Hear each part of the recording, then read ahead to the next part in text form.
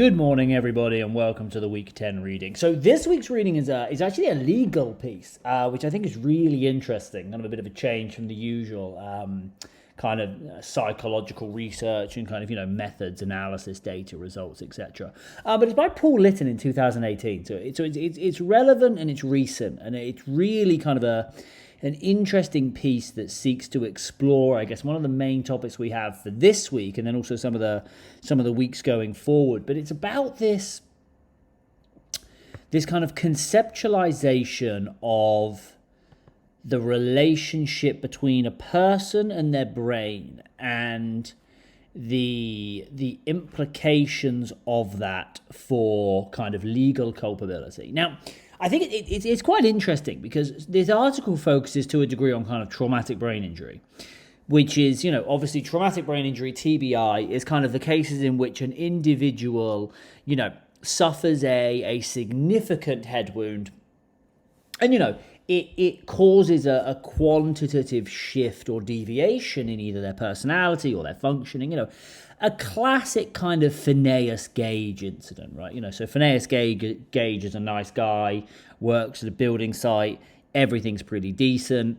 Phineas Gage gets a lead pipe through the head.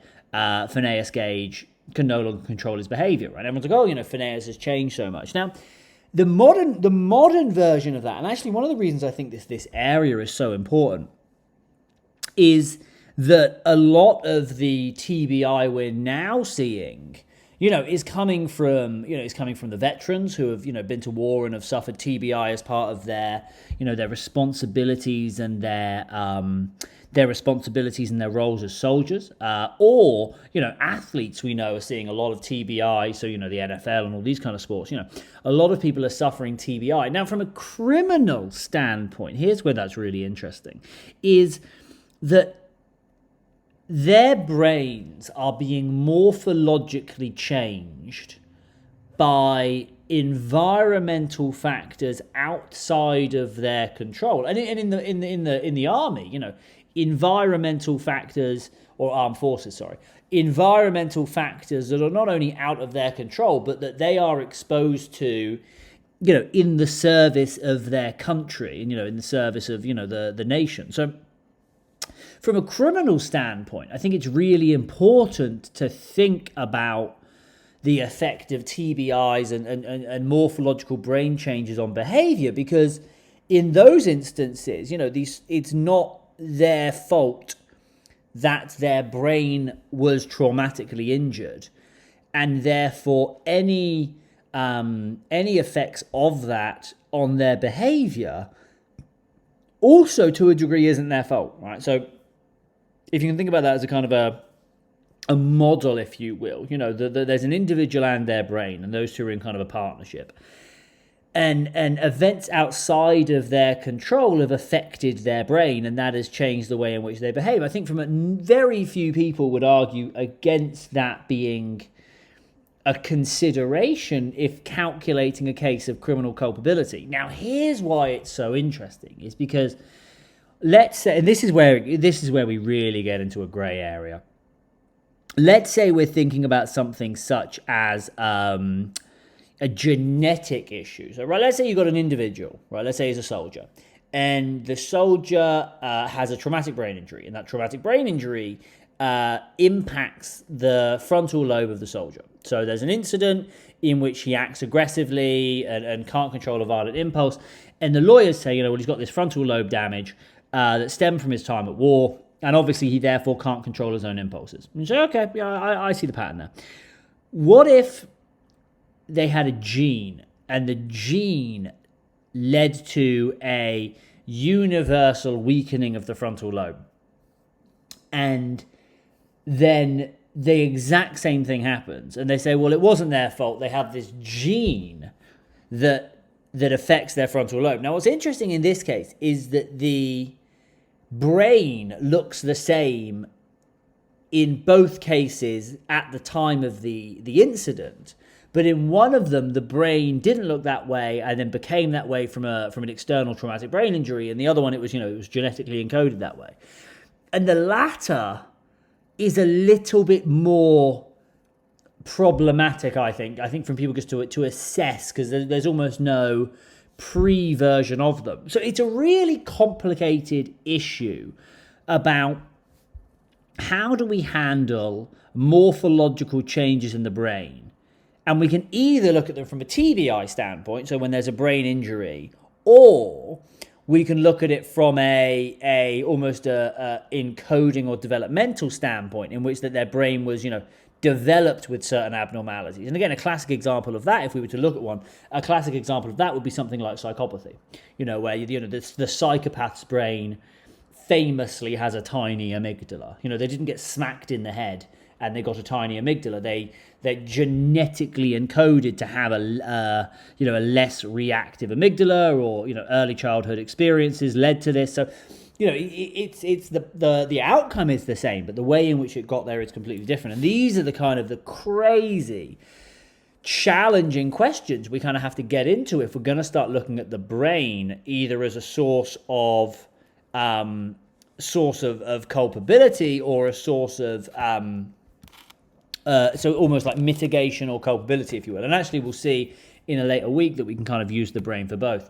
So what they do here, and one of the reasons I like this paper is I think it does an interesting thing of kind of almost segregating moral and criminal responsibility, and kind of do we argue that those are two different things, and one is the criminal responsibility in terms of culpability, and moral responsibility is almost the idea of knowing right from wrong. And so what Litton does in this paper, which I really like, is he basically says, okay, well, if we're going to say that a traumatic brain injury affects culpability and or responsibility, then there are 4 different ways in which we could realistically argue that is the case.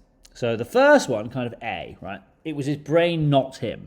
So what he's saying here basically is that the sole source of the behavior is solely applicable or I guess explainable at the biological level, and that there was no conscious control or almost kind of conscious coupling between the individual as the self and the kind of the brain operating, as is. Now that I guess you would almost call that kind of extreme bottom-up processing. So, the classic example I'd give there is, if I threw a ball at you, you would dodge.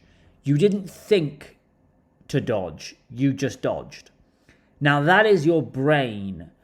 It's technically oh God, let me get my vision right. It's the rods. Rods or the cones? It's the rods in the eye which detect motion, sending a rapid signal to is it F5? V5? V5? V1? Fuck it. Sending a rapid signal to the areas of the brain that detect spatial movement to tell you that there's a ball coming at your head pretty quickly and that you need to move. And you do all of that without actually thinking or processing that. You don't process the ball and decide to move, you just move. That, I think, is the extreme bottom-up, top-down version of kind of it was his brain, not him.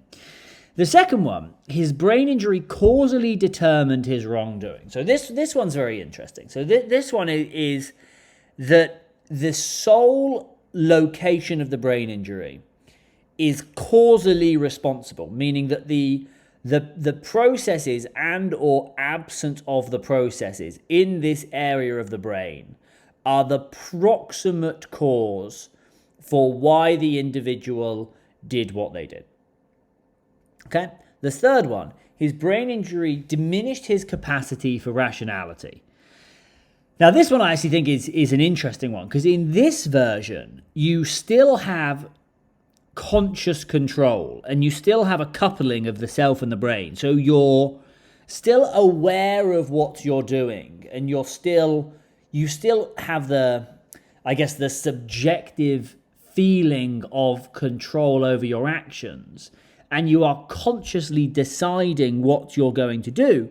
But the difference is that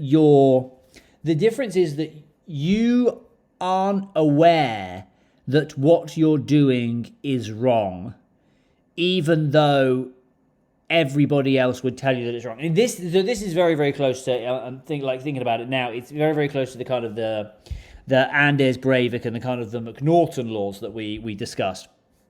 That, the person is able to decide themselves, but they're deciding in a way that is atypical, and that atypicality is specifically derived from these kind of, these deviations in the structure and or processing of the brain. And the final one is, and this is interesting, the brain injuries cause a severe volitional impairment. Now, this one is very much the brain injury causes a significant deviation in the self, to the point that the self is no longer the same individual as they were pre-injury, which I think is a really interesting TBI concept. So it's that classic case of, someone was like, there was one of the legal cases in this kind of area is, there's this young boy who's, very, very nice, never done anyone any harm, never does anything wrong in his life, perfect student, ends up in a car crash in which he suffers, a traumatic brain injury. And afterwards, becomes very aggressive, very violent, engages in a number of assaults and harming people. And the kind of the argument here is, well, there's a kind of a pre-traumatic brain injury version of this individual, and then there's a post-traumatic brain injury version of this individual, and they are so different, and there's such a significant deviation between the two that you can't realistically hold that the individual who existed pre the injury is in any way still in existence or control of their behavior post-injury,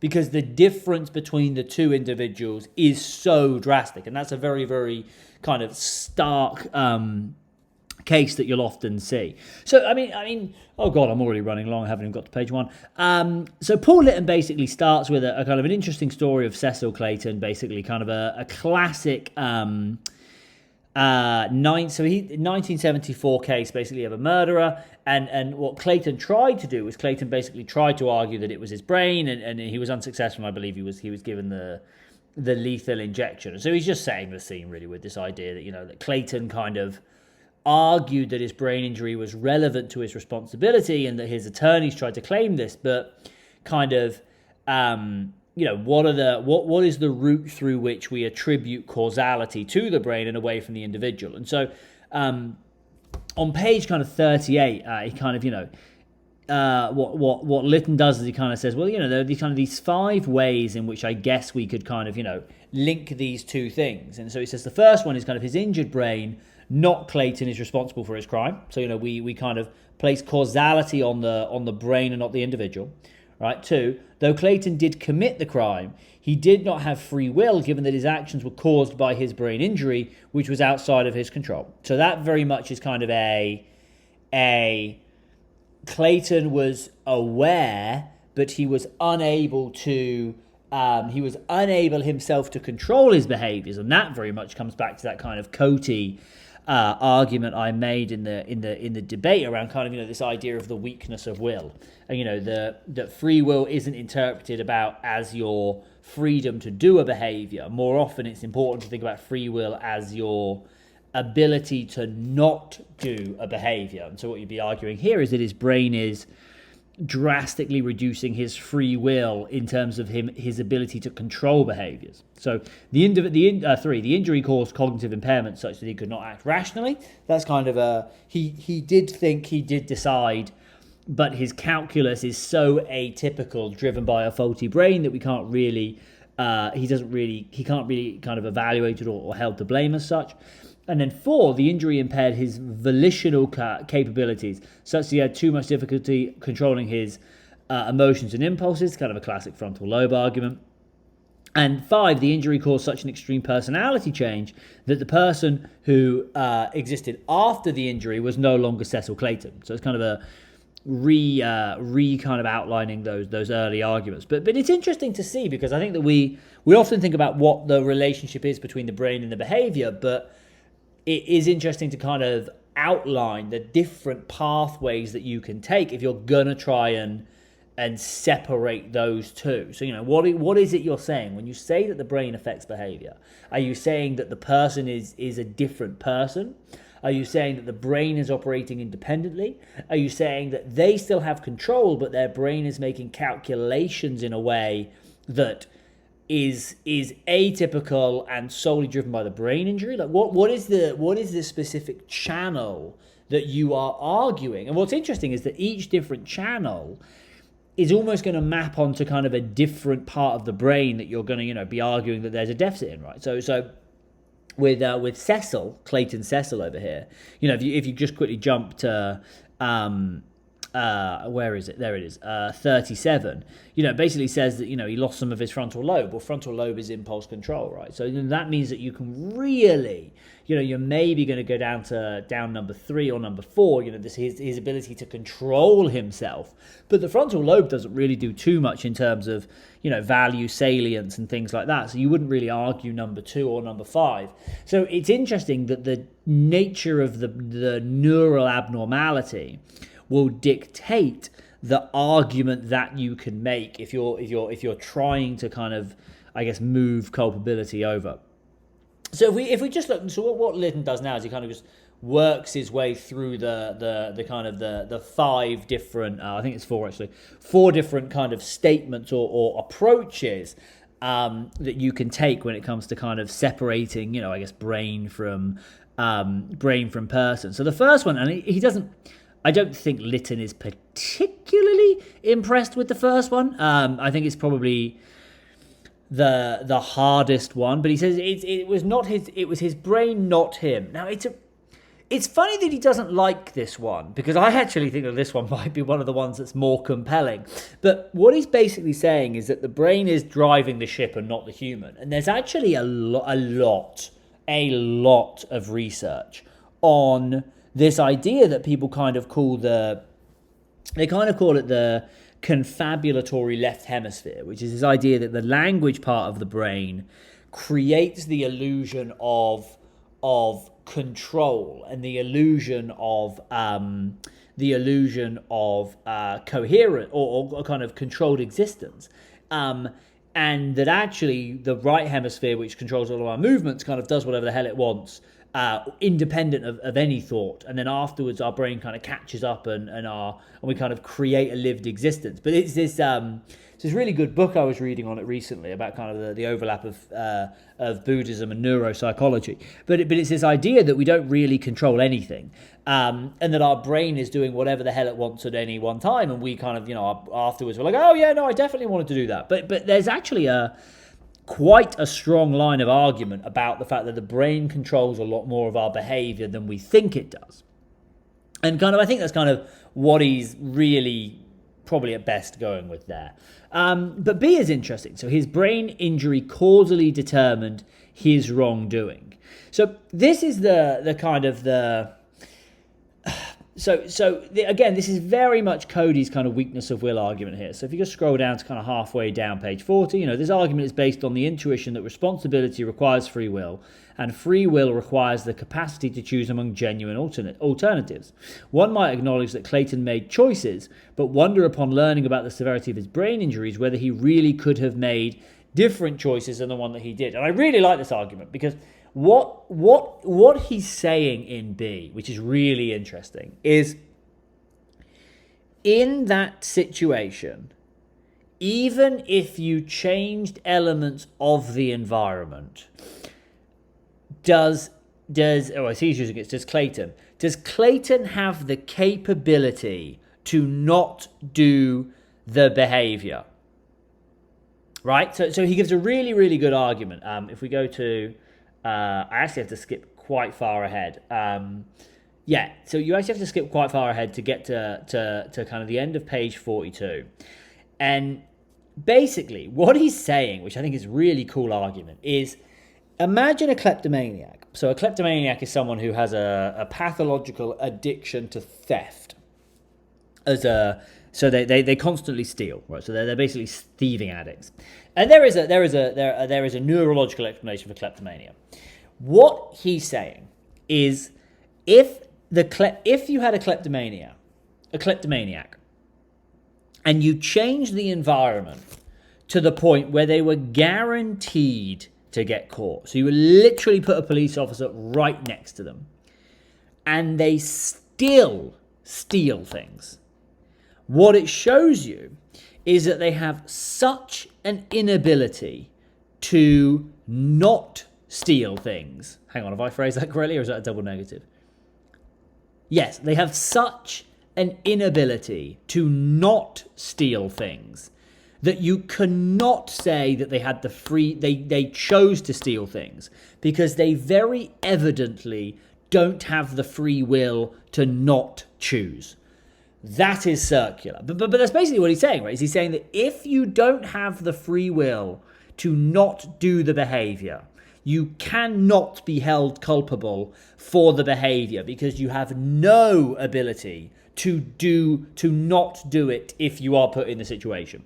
And so what he's saying is that if that inability stems from basically a neurological deficit or a TBI, then you have to blame the brain as causal, because it is creating in them a complete inability to not do the behavior. Like the best way to think about this, literally, I'll put it, I won't make it mandatory reading because it's way too long and way too philosophical. But Cote's weakness of will paper basically says that your inability, your ability to do something is only dictated by your inability to not do it. And so what Litton is saying is that if you have a neural injury that renders you incapable of not doing something, then you can't be blamed because you don't have the capability to not do it. I hope I've made that clear, but that's kind of, it's a very, very interesting argument. And it's actually one I really like. And it's very frontal lobe-y. I think you can probably all imagine that, because the frontal lobe is the frontal lobe is the thing that controls our ability to not do something. Therefore, if you're going to talk about the inability to not do something, you would, in theory, have to talk about the frontal lobe. So the next one is his brain injury diminishes his capacity for rationality. Now, this one is kind of a classic. So this is very much the Breivik argument, but it would be Breivik in terms of he honestly is consciously aware of what he's doing, but he is thinking in such a warped calculus that in the Breivik case, you would put it down to mental illness. In this case, you would put it down to mental illness, or at least an incapacity to be tried. But you would be very much saying that actually comes from the brain. So this is very much an amygdala argument, very much an emotional processing argument. But what it's saying is that that you can have diminished capacity for rationality based on a neurological deficit or a neurological or a neurological injury. So someone who has a injury to the amygdala, for example, is shown to show less emotional processing. So when they calculate, is this behavior going to hurt someone, they may be physically, and I mean like physically their amygdala can't do it, they may be physically incapable of calculating the degree to which they are going to harm someone, because they're a physical part of their brain, the neurons in it, don't fire the same way or don't fire at all or whatever it is. So they're going to go through the process. A lot of these arguments are that people don't go through the process of weighing up A and weighing up B. This one is saying they weigh up A and they weigh up B, but because of something in the brain, they are unable to actually weigh up A and B properly. And therefore they make the decision that they make. But the reason that they haven't weighed it up properly is because of their brain. And that's kind of what's causing that them to kind of think that the behavior that they're doing is kind of the right one. And last one, sorry, I realized I've gone way long. The last one is that the brain injury caused a severe volitional impairment. And this is one that basically is kind of like that they've completely kind of changed who they are, that it just changes them as a person, really. And at that point, they basically are unable to. Their temperament changes, their mood changes, their traits change. Everything changes in that sense. And so, very much, this is a very much a binary kind of pre-damage, post-damage kind of argument where, so you can see here, so he had 20% of his frontal lobe removed and he became impatient, unable to work, more prone to violent outbursts, right? So this is very much, the injury to their brain caused observable, quantifiable shifts in their personality. So again, I actually think D and A in his arguments are very, very similar, and I don't entirely think he demarks them as well as he could, but they both kind of are saying the same thing. So really, if I were to take anything from this article, I would probably take. I think when it comes to the brain, there's a fundamental split of it's either the emotional processing or it's the impulse control. And I think if you go back to almost like Ferguson's catalyst model, you can kind of map out that trajectory of it's either the way you think about what you should do, or it's your ability to control when you want to do something that you shouldn't. And I almost crudely put that down to kind of, an emotional processing frontal lobe split. But it's interesting, I think, just to see a lawyer kind of almost work his way through this. And then finally, kind of in the moral responsibility and personality change section is actually very, very interesting. But basically, he kind of says that if it's an interesting thought experiment. If your friend took drugs, it's interesting, isn't it? I was going to give I don't know if I think he's right on this. What he's trying to say is that imagine your friend took drugs or was given a psychedelic drug. Let me get to the part. I think it's around, somewhere around either page 51. Is it page 51? Where is it?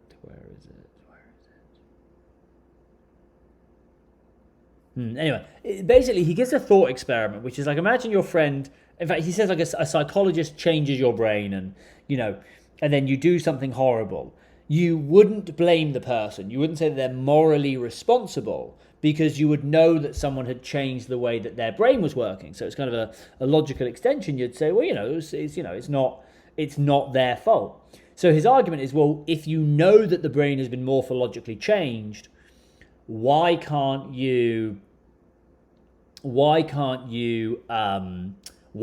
say the same thing here? And as I almost said it then, I kind of came up with an interesting kind of, I guess twist on that, which is, imagine alcohol. And I think alcohol's a really interesting. Alcohol changes the brain. It doesn't morphologically change the brain. It changes the brain in terms of it inhibits the firing of serotonin, which is known to stabilize the frontal lobe and allows people to enact some form of impulse control. So the argument is, the frontal lobe, controls impulses. Get drunk, you're less able to control your impulses. But you get this really interesting question of, well, in that sense, then people aren't to blame for their behavior when drunk because their brain was morphologically changed, therefore it decreased their culpability, etc. But there's also that kind of interesting adage of, well, drunk. I can't remember what it is now. Like drunk words are sober thoughts or something. The other view is, alcohol sometimes makes people express who they were inside. And that's where the interesting debate comes with the brain stuff is, does the morphological change just allow you to exhibit who you were inside? Or does it remove your ability to control thoughts that weren't yours or that weren't yours to begin with? And that's the really tough area of this. I personally don't think this is an area that is easy to solve, and I don't think we will solve it. And I think it will keep being a case-by-case base, and I think it will be, the pessimist in me thinks it will probably be phenomenally poorly applied, or at least it will be very high levels of individual difference in terms of how it's applied.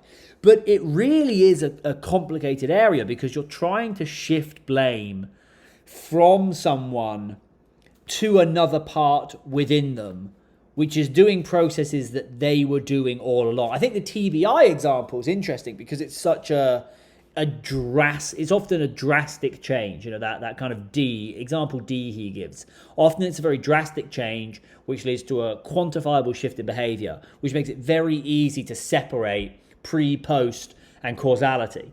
When it's the more developmental side of neuroscience and developmental deviations in structural or neurological structure, it is more complicated to do that. But anyway, I have talked enough now. I've gone long on this one. I wasn't trying to, but I really hope you enjoy the article. I think it's a really interesting outline of kind of thinking about brain, person, and criminal culpability. And I thought it would be nicer to, I guess, almost have a lawyer deal with it rather than because we psychologists can talk about the brain all the time, but it's the lawyers who are the experts in what this means for culpability. So I hope you enjoyed this lecture. I hope you enjoyed this video. I hope you enjoyed the paper. It's a really good one, and it's really going to prop us up for the next couple of weeks. So remember it and enjoy it.